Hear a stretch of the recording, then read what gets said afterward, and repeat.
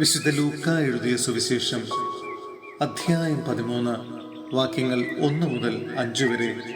പശ്ചാത്തപിക്കുന്നില്ലെങ്കിൽ നാശം.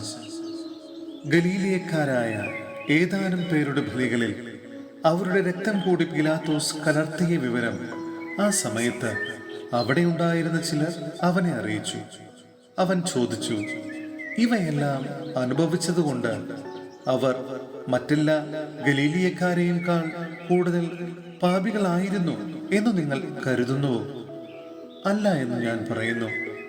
പശ്ചാത്തപിക്കുന്നില്ലെങ്കിൽ നിങ്ങളെല്ലാവരും അതുപോലെ നശിക്കും. അഥവാ സീലോഹായിലെ ഗോപുരം ഇടിഞ്ഞു വീണ് കൊല്ലപ്പെട്ട ആ 18 പേർ അന്നു ജെറൂസലേമിൽ വസിച്ചിരുന്ന എല്ലാവരെയും കാൽ കുറ്റക്കാരായിരുന്നു എന്ന് നിങ്ങൾ വിചാരിക്കുന്നുവോ? അല്ല എന്ന് ഞാൻ പറയുന്നു.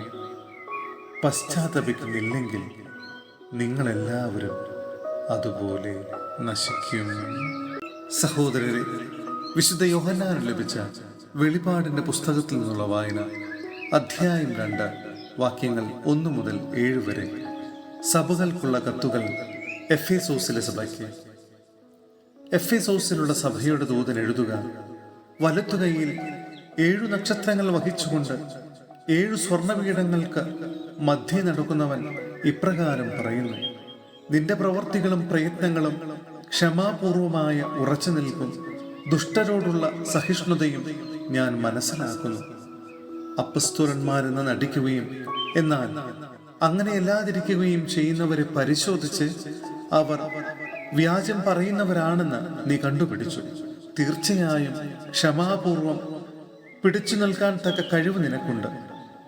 എന്റെ നാമത്തെ പ്രതി പീഡകൾ സഹിച്ചിട്ടും നീ ക്ഷീണിച്ചില്ല. എങ്കിലും നിനക്കെതിരെ എനിക്കൊന്ന് പറയാനുണ്ട്.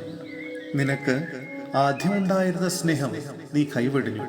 അതിനാൽ നീ ഏതവസ്ഥയിൽ നിന്നാണ് അധപതിച്ചതെന്ന് ചിന്തിക്കുക. അനുതപിച്ച് ആദ്യത്തെ പ്രവൃത്തികൾ ചെയ്യുക. അല്ലെങ്കിൽ ഞാൻ നിന്റെ അടുത്തു വരികയും നിന്റെ ദീപപീഠം അതിന്റെ സ്ഥലത്തു നിന്ന് നീക്കിക്കളയുകയും ചെയ്യും. എന്നാൽ നിനക്ക് ഈ ഗുണമുണ്ട്: നിക്കോളാവോസ് പക്ഷക്കാരുടെ ചെയ്തികൾ നീ വെറുക്കുന്നു, അവ ഞാനും വെറുക്കുന്നു.